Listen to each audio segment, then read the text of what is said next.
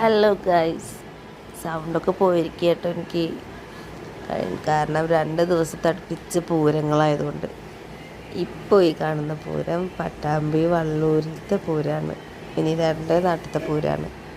ഞങ്ങൾ തലേ ദിവസം ആട്ടത് തലേ ദിവസം ഇറങ്ങിക്കുകയാണ്. ഗാനമേള നാടൻപാട്ടൊക്കെ ഉണ്ട് അവിടെ ഒരു വിഭദേശത്തിൻ്റെ. അപ്പോൾ അവിടുത്തെ കാളയാണ്, ആ ദേശത്ത് നിന്ന് ഇറക്കുന്ന കാളയാണത്. അത് കാണാനും സമയം 10-10:30 11 മണി ആയിട്ടുണ്ട് കേട്ടോ രാത്രി. തലേ ദിവസമാണ്, പൂരത്തിൻ്റെ തലേ ദിവസം ഞങ്ങൾ ഇറങ്ങിക്കുകയാണ്. അവിടുത്തെ നാടൻപാട്ട് നടന്നുകൊണ്ടിരിക്കുകയാണ്. ഞങ്ങൾ അധികം നേരമൊന്നും കാണാൻ നിന്നില്ല കേട്ടോ. ഞങ്ങൾ എത്തിയപ്പോഴത്തേനും കഴിയാൻ 2 പാട്ടുകൾ കൂടി നാടൻപാട്ട് കഴിഞ്ഞിരുന്നു. അത് ഞങ്ങൾ ചുമ്മാ കുറച്ച് നേരം കണ്ടുവന്നു. പൂരത്തിൻ്റെ തിരക്കല്ലേ, ആൾക്കാർ ഇഷ്ടം പോലെ ഉണ്ടായിരുന്നു കേട്ടോ കാണാൻ. പല ഭാഗത്തും പല പരിപാടി നടക്കുന്നുണ്ടായിരുന്നു. ഞങ്ങൾ ഗാനമേള കാണാൻ കുറച്ച് നേരം നിന്നു. അങ്ങനെ നമ്മുടെ പൂരത്തിൻ്റെ ദിവസം എത്തി.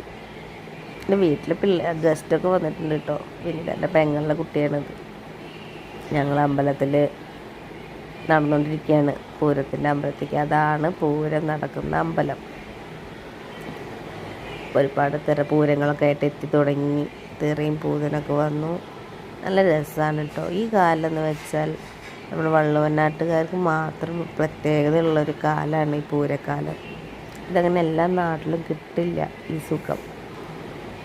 ഞങ്ങളിത് എന്നിട്ട് സച്ചുവിന് പൊരി വേണമെന്ന് പറഞ്ഞ് അടുത്തുള്ള പൊരിച്ചേട്ടൻ വിൽപ്പനക്കാരുടെ അടുത്താണ്. പിന്നെ ഇതേ അവരുടെ ഡ്രസ് കോഡ് കാണിത്. വിരിതേട്ടനും സിദ്ധും സച്ചും ഒക്കെ ഉണ്ട് ഡ്രസ് കോഡിൽ. അവരുടെ ഛത്രപതി എന്നുള്ള ടീമാണിത്.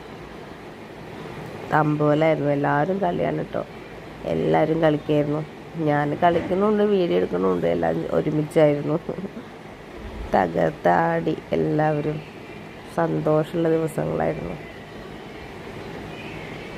ഇതൊക്കെ നമ്മുടെ വീടിൻ്റെ അടുത്തുള്ള പിള്ളേരാണ് കേട്ടോ. അങ്ങനെ പൂരത്തിൻ്റെ ലാസ്റ്റ് പരിപാടി മ്യൂസിക് ഇവൻ്റ് ആയിരുന്നു. അടിപൊളിയായിരുന്നു. എല്ലാവരും കളിച്ച്, പ്രായം ഭേദമന്യേ എല്ലാവരും കളിച്ച് തകർത്താടി.